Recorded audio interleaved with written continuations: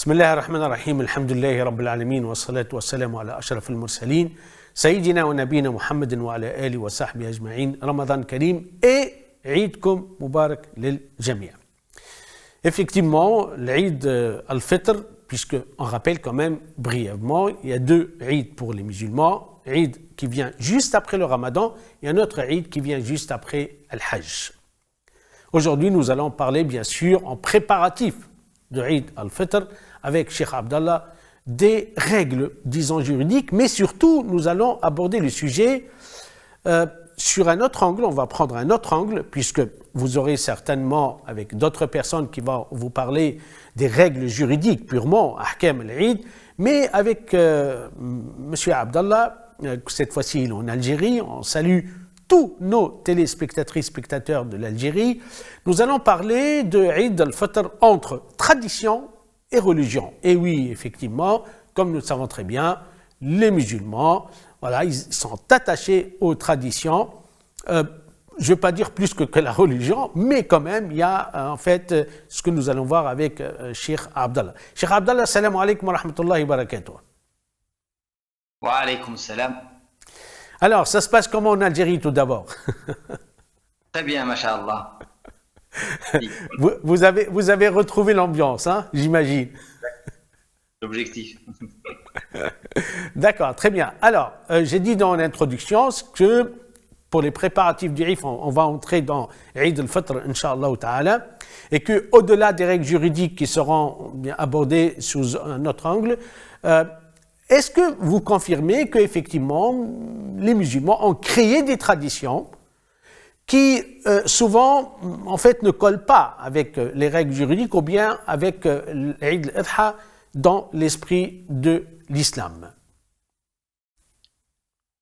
Tout d'abord, rappeler les fêtes religieuses, Eid al-Fitr, Adha, sont liées à des piliers de la religion musulmane.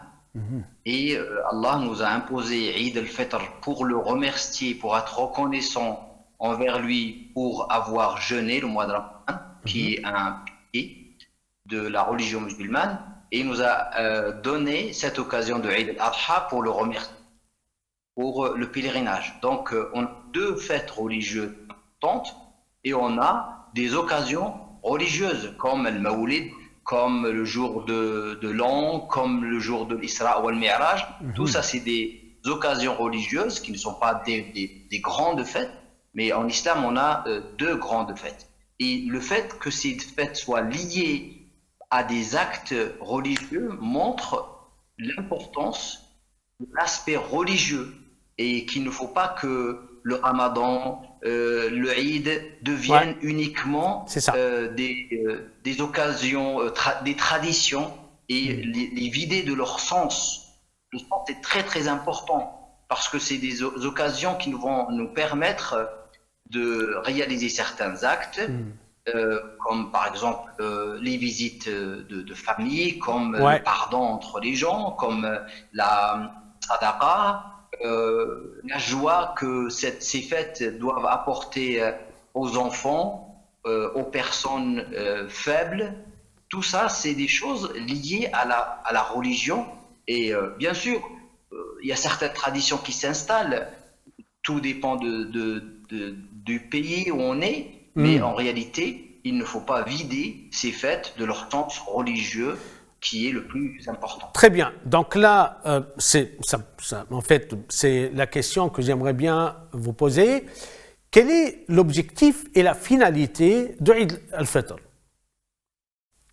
L'objectif de Eid al-Fitr, c'est, comme le dit le prophète dans un hadith, il dit que Allah subhanahu wa ta'ala regarde les gens le jour du Eid al-Fitr et il dit à ses anges, regardez, mes serviteurs ont accompli un acte d'adoration important. Oh mes anges, vous êtes témoins, je leur ai pardonné. Les gens qui ont jeûné correctement, ils ont le pardon de Dieu. L'objectif de l'Eid, c'est d'être reconnaissant envers Allah et de se dire, j'ai accompli mon devoir et Allah m'a donné une occasion de joie, de fête, de partage cette occasion doit aussi me permettre de consolider le lien de famille. Parce que l'objectif principal de l'Aïd, c'est de supprimer, d'enlever toute haine, tout mépris qu'on a envers les autres. Et surtout, le Eid, par essence, surtout, Cheikh Abdallah, pardon, surtout que nous savons très bien que malheureusement, c'est une réalité, que dans beaucoup de familles, dans beaucoup de couples entre parents, enfants, etc., il y avait des déchirures, il y avait beaucoup de problèmes. Et là, Eid al-Fitr, c'est une occasion pour se réconcilier. En fait, la question que se posent beaucoup de musulmans, ils se disent, ok, d'accord, pendant Eid al-Fitr, et surtout dans les mosquées, surtout entre voisins, cousins, familles, etc., nous avons l'impression de se pardonner. Mais est-ce que suffit, en fait, un instant, 1 heure, 2 heures, 3 heures, une journée, d'effacer, en fait, un litige ou de la rancune ou de la colère, en fait, entre les membres de la famille. On va prendre que les membres de la famille. C'est vrai que réparer les liens familiaux, c'est quelque chose on a l'importance dans les hadiths du prophète sallallahu alayhi wa sallam, dans les versets du Coran qui nous parlent de Silatul Rahim, le lien sacré du sang, et qu'il faut absolument le respecter. C'est vrai que quand il y a des rancœurs dans les cœurs, quand il y a des problèmes au sein des familles, que réparer cela peut nécessiter un effort très très important. Ce n'est pas simple de pardonner, ce n'est pas simple d'aller vers l'autre, alors que j'estime qu'il était injuste avec moi, qu'il a fait des choses que je n'accepte pas. C'est très très dur, certes, mais justement, ces occasions-là, Allah nous les donne pour dépasser notre ego, et pour aller vers l'autre, même si j'estime qu'il était injuste avec moi, au moins le saluer. Au moins, peut-être c'est un premier pas, mais par la suite, peut-être la réparation s'installe et les liens se consolident. Barakallahu fik, parce que c'est un point très important. C'est vrai que pendant l'Eid, je ne sais pas qu'est-ce qui se passe, mais il y a une sorte d'apaisement, de tranquillité, d'amour, de solidarité, de réconciliation qui s'installe dans les cœurs. Et là, on le voit très bien d'ailleurs. On le voit très bien dans les petits villages, on le voit très bien dans les familles, on le voit très bien que c'est un pas en fait. Voilà, c'est ce qu'on aimerait bien dire, c'est que c'est un pas. Profitons de cette occasion pour se réconcilier, car la vie n'est pas éternelle, car la vie, elle est très courte, car la vie, elle est difficile, et que rappelons-le, Cheikh Abdallah, je profite pour ensemble rappeler l'importance du lien sacré de sang, Silatul Rahim. Exactement. Un autre point très important parmi les objectifs du Eid, notamment Eid al-Fitr, c'est aussi la récompense. C'est-à-dire que, imaginons un ouvrier, il a fini son travail, il reçoit sa récompense juste après avoir fini son travail. C'est exactement la même chose. Le jour de l'Eid, c'est le jour de la récompense. Et Dieu donnera le pardon complet à ces gens-là qui sont venus faire la prière de l'Eid et qui ont bien jeûné.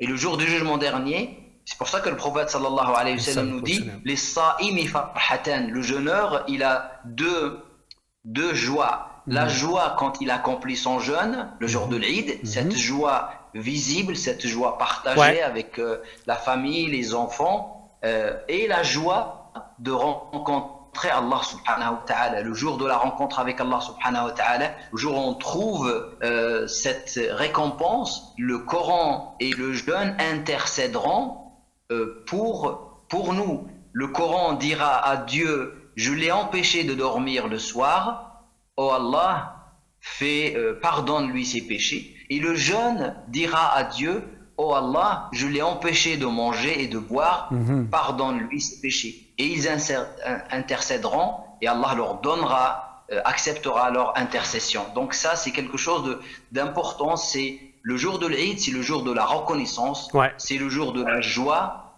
en famille, c'est le jour de la récompense de la part d'Allah subhanahu wa ta'ala. Très bien. Donc là, lorsqu'Allah subhanahu wa ta'ala est satisfait de nous, lorsque Rabbi subhanahu wa ta'ala nous pardonne, on devient pardonneur, si j'ai bien compris, en fait, parce que, et surtout, je voulais insister sur Silatul Raham, l'importance de Silatul Raham et d'en profiter pendant Eid al-Fitr. N'est-ce pas, Cheikh Abdallah?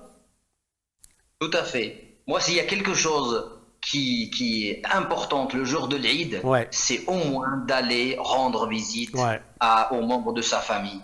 Nous, peut-être, on est à l'étranger, on a de la famille au pays, on doit les appeler, on doit prendre de leurs nouvelles. Et surtout les personnes avec qui on a des problèmes de famille, on a des difficultés. C'est bien ces personnes-là qu'il faut appeler, à qui il faut demander pardon. Et qu'il faut consolider les liens familiaux avec ces personnes. Je crois que c'est le point le plus important. Ouais. Si on passe un Eid sans aller vers les autres, la joie, elle est incomplète. Ouais. La joie, elle est incomplète. Donc la joie, pour qu'elle soit complète, il faut vraiment que le lien de parenté soit consolidé et qu'il faut aller vers les autres et leur demander pardon et essayer de commencer une autre page blanche avec ces personnes. Donc, si bien compris, pour résumer un peu, c'est que on peut donc dire dans ce cas-là que le jour de l'Eid, c'est le jour de la réconciliation, c'est le jour du pardon entre nous et Allah subhanahu wa ta'ala, mais entre nous, avec nos frères, avec nos pères, avec les personnes avec qui nous avons des liens de sang particuliers. Profitons-en parce que c'est très important. Et on peut effectivement considérer que le jour de l'Eid, c'est le jour de la joie. La joie parce qu'on va retrouver la relation naturelle, disons, qui a été cassée pour des raisons d'argent, de raisons de jalousie, pour des raisons en fait de conflit, etc. Je crois que c'est très important d'insister sur ce point. Quels sont les mérites, Cheikh Abdallah, de celui qui pardonne et qui accepte le pardon? Celui qui pardonne mérite le pardon. Mérite le pardon d'Allah. Ar-Rahimouna yarhamuhumur Rahman. Ceux qui sont miséricordieux méritent la miséricorde de Dieu. Ceux qui sont pardonneurs méritent le pardon de Dieu. Ils le méritent. La chose la plus importante, c'est que quand je pardonne, ça va m'apaiser, ça va apaiser mon cœur. Je vais commencer quelque chose de nouveau avec cette personne. Et sachant que la haine et la jalousie commencent par affecter la personne elle-même avant d'affecter les autres. C'est ça, oui. Donc pardonner, c'est retrouver la paix intérieure, c'est retrouver une vie ordinaire, c'est retrouver une relation amicale, fraternelle avec les autres. Et c'est un objectif en soi. Et surtout, Cheikh Abdallah, nous rappelons quand même qu'entre les parents et les enfants, pas question que cette haine, cette rancune, que cette déchirure continue. On est d'accord?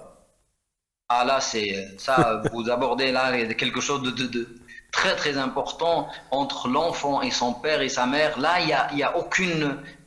Vraiment, il faut aller tout de suite aller demander pardon et c'est à l'enfant d'aller demander pardon à son père. Quelle que soit la situation, sauf exception, sauf quelque chose d'extraordinaire, mais en général, les enfants doivent aller vers leurs parents, leur faire des cadeaux. Ça, c'est un point important aussi. Il faut rentrer la joie. Et ça, on va dire, la tradition, c'est de donner de l'argent, c'est de donner des cadeaux. Et ça, c'est quelque chose d'important. Les enfants vont ressentir la joie de l'Eid à travers des cadeaux qu'ils vont recevoir, à travers une visite familiale, à travers des réunions de famille. Et c'est comme ça que nos enfants vont perpétuer cette occasion religieuse très très importante et ils vont donner de la valeur à l'Eid. Et c'est comme ça que la transmission se passe par des moments comme ça. C'est ça. La transmission des valeurs, la transmission de la foi